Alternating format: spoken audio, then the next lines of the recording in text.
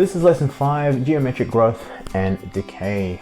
The learning goal for this one is to see how sequences grow by a multiplicative factor called the common ratio dictated by the letter R, capital R, and apply geometric growth and decay recurrence relations to real-life situations.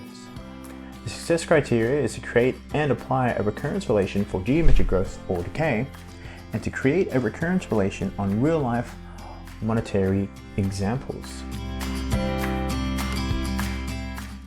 So geometric growth and decay in a sequence occurs when the quantity being modeled increases or decreases by the same percentage of its value in the preceding year. Now don't get misled by the word percentage, because a percentage is also a quantity of some sort that can either be multiplied or divided. We generally use the term multiplied, and even though some numbers are divided and it looks into decay, we still use the terminology of being multiplied. But when something is multiplied, it's a percentage of the original quantity of some sort. And we say of its value in the preceding year because we're going to use this in real life context in regards to either years or time frames. So geometric models can be identified by finding a fixed number that a term is multiplied by. This is what we call the common ratio dictated by the capital letter R. And all we have to do to get this is find any term and divide this by its previous term, or to get v of n plus 1 and divide this by v of n. Now before we get to this example, I want to make sure that this multiplied terminology makes sense. Let's say, for example, I start off with a sequence, starts with the number 2, and each time we go up by a certain number, we are multiplying this by 2. So we're doubling this. This will turn into 4, multiplied by 2, 8, 16, 32, etc. Now we can see this is multiplied by 2. Now if we were to do the reverse process of this, where we start off with 32, we go to the next number, which is 16, 8, 4, 2, half, a quarter, etc. In this case, we are dividing by 2. But the thing is, we don't necessarily write divide by 2. We don't write this as our common ratio. We have to use the multiplication symbol every single time. The only problem is, what are we multiplying 32 by to get 16? Because it's not a number, any number anyways, that's more than 1. In this case, we're multiplying this by half. Multiplying by half. Because to multiply something by half is technically the same as dividing it by 2.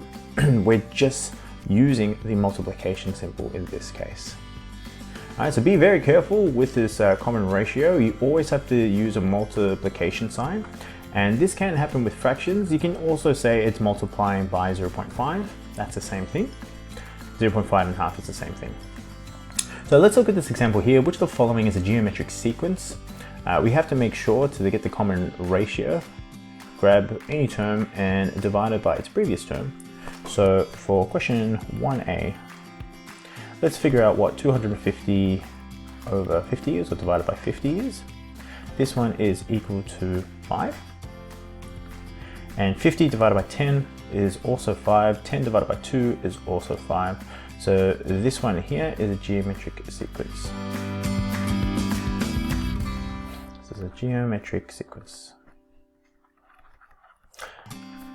And to be specific, the common ratio R is as 5. So it's being multiplied by 5. When we look at B, we can see that we take one term and divide it by its previous term. So 36 divided by 18 is 2. 18 divided by 6 is 3. And because these values are different, this one is not geometric. It is not a geometric sequence. But the common ratio has to be consistent throughout the sequence. So let's look at the features, particularly when we graph geometric growth and decay. So the recurrence relation for geometric growth, it's different to linear. It does start off with a v of 0 is equal to some number a, so we always have some starting value. And to get the next term, v of n plus 1, we take v of n and multiply it by our common ratio, capital R. So usually with linear, you have a plus or minus tagging at the end. With geometric growth and decay, it's at the front and it's being multiplied. You can write it as Vn times R as well, it makes no difference. But because V of n is always going to be the same, the R value that you find is going to go in the front. Now with growth, your coefficient, the common ratio R, needs to be greater than 1. It has to be. It won't be growth if it's not greater than 1. If it's exactly 1, you end up having a generic sequence that's the same numbers, provided there's no plus or minus. So we'll look at this example here. Our initial value is 35,000 and our common ratio is 1.62. This number is greater than 1. It doesn't matter if it's a fraction or a decimal.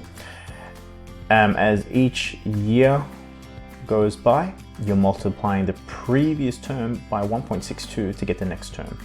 And this is used in compound interest, and we see this in compound interest. You can technically write a compound interest account in the terms of a recurrence relation. With decay, you will notice that the decay formula is exactly the same one as the growth. Decay just means it's going down. It's when something decays, it's losing a certain amount within its value from the previous value by a certain percentage, or in this case, a common ratio.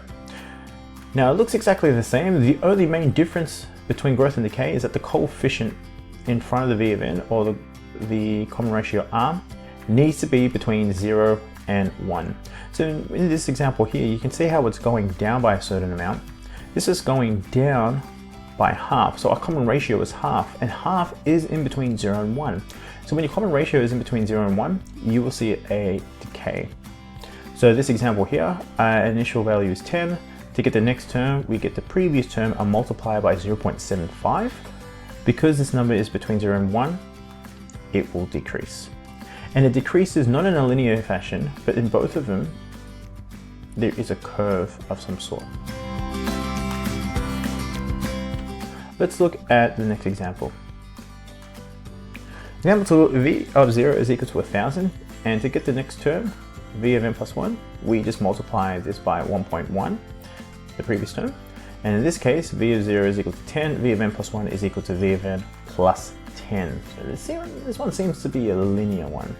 So question A, which of the above are geometric? Well, kind of just worked that out already.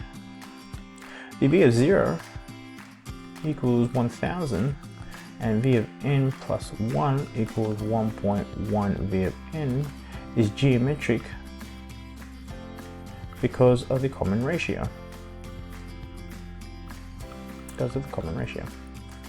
And B, state the common ratio where applicable. In this case here, our common ratio is just a number in front of v of n, so capital R is 1.1. Let's have a look at some real life applications. The following recurrence relation can be used to model a compound interest investment. V of 0 is equal to 1000, and to get v of n plus 1, you multiply the previous term by 1.08. Use the recurrence relation v of n. Using the recurrence relation v of n is the value of the investment after n. Yeah, that doesn't make sense. Let's just go straight to the question. What is the starting value of the investment? So for 3A, the starting value of the investment is whatever the initial amount is. In this case, it's $1,000. Question B, use the recurrence relation to find the value of the investment after 1, 2, and 3 years. We're going to use this recurrence relation to find what v of 1, v of 2, and v of 3 is. To get v of 1, take $1,000 and multiply by 1.08. When you put this into your calculator, you should get $1080. Then to get the next term, get $1080 and multiply this by 1.08. In this case, you'll get $1,166.40. Next term, get this amount, multiply by 1.08, and make sure you're rounding to 2 decimal places because we are talking about money. Question C, When will the investment reach $1,500 in value? Now we will keep going until we get to this case. Generally you use your calculator to see when the value hits 1,500. We'll do this in the next example. For now, because I know it's quite a short amount, I'll just write what V of 5 is. And this is $1,469.33. And V of 6 is equal to $1,586.87. So as soon as we pass that 1,500 threshold, we know that we are into the next value that's past 1,500. So in this case, the investment reaches $1,500 after 6 years. After 6 years. You can't say within the 6th year, because again, we don't know at which point that will go past the $1,586. So it's just safe to say that after 6 years, or after the 6th year. In the above example, R was represented in the recurrence relation as 1.08. Sometimes you're not given, a lot of typos in this one, given the recurrence relation or the specific value of capital R. Instead, you need to calculate the value. This can be done by using these two formulas, depending on whether it is growth or decay or compound interest or something of some sort with value like a car, it's going down in a geometric fashion. You will use this formula here. So to get your common ratio R, you need two things. The interest rate per compounding year. So this is dictated by small r. And P is the number of times compounded per year. Now for these examples, we'll just be using 1 compounds per year because it's going to be happening per year. But sometimes if something happens per month, your P value will be 12. If it's per day, 365. If it's per half year, your P value is 2. This will vary within your questions, but for these examples, we'll just use 1. For decay, same thing, but instead we use a minus. So example 4, a compound interest investment of $1,000 paying interest at a rate of 8% per annum can be modeled by what recurrence relation? So now we're in a situation where we have to write a recurrence relation for this geometric growth. It's compound interest, so we know it's growth. We need to know what the common ratio R is, because you can't write R is equal to 8 or 8%. That's not the common ratio. We're not, to get the next term, we're not going to just get 8 and multiply by 1,000 to get 8,000. That doesn't make sense. It's 8% of the previous amount. So to get this, we just use our formula, 1 plus R being 8 over 1. It's 1 compound per year. So 8 over 1 is just 8. So 1 plus 8 over 100. If it was every 6 months, it will be 1 plus 8 over 2 over 100. In this case, we'll just leave it at that. When you plug this into your calculator, you will get 1.08. So our common ratio is 1.08. So to write a recurrence relation, always start with V of 0, write what the initial amount is. And to get our next term, V of n plus 1, you just times V of n by 1.08. You always make sure that the common ratio goes in front, not behind. Example 5, a reducing balance depreciation is used for a car purchased at $18,500. It depreciates at a rate of 10% per year. We're going to A, write a recurrence relation to model this situation. So again, we need to find R. Because this is a depreciation, we're going to use R is equal to 1 minus. This is 10% per year, so it's 10, and it's only happening once per year. You can see here, per year. I must underline it, there we go.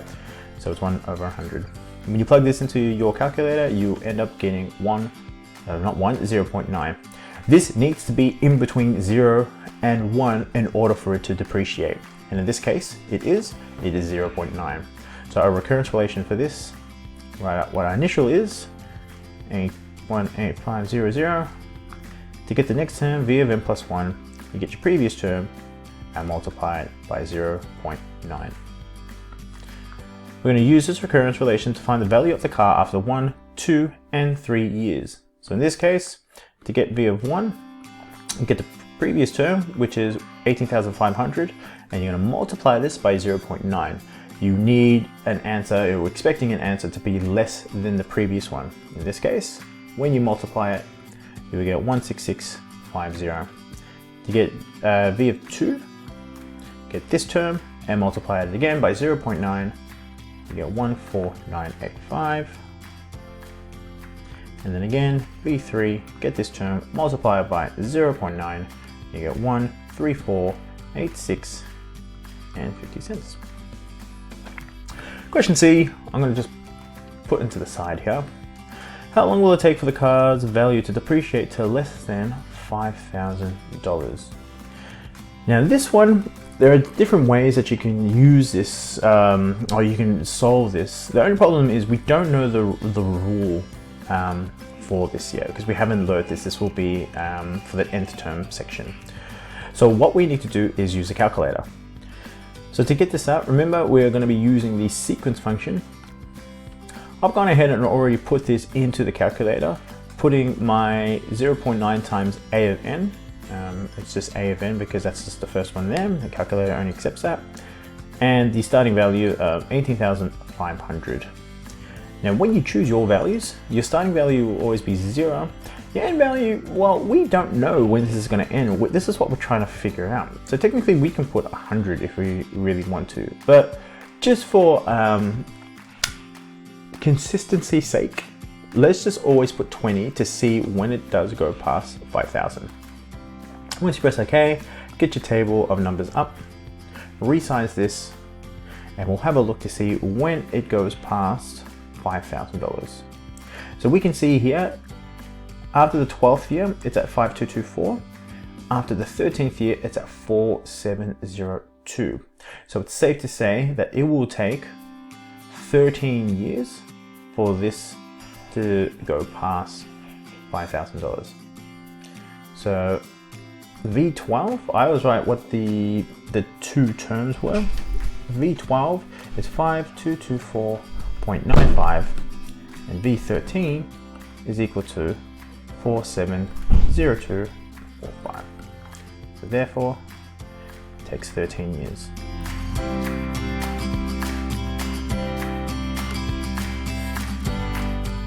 Last example, and then we're nearly done.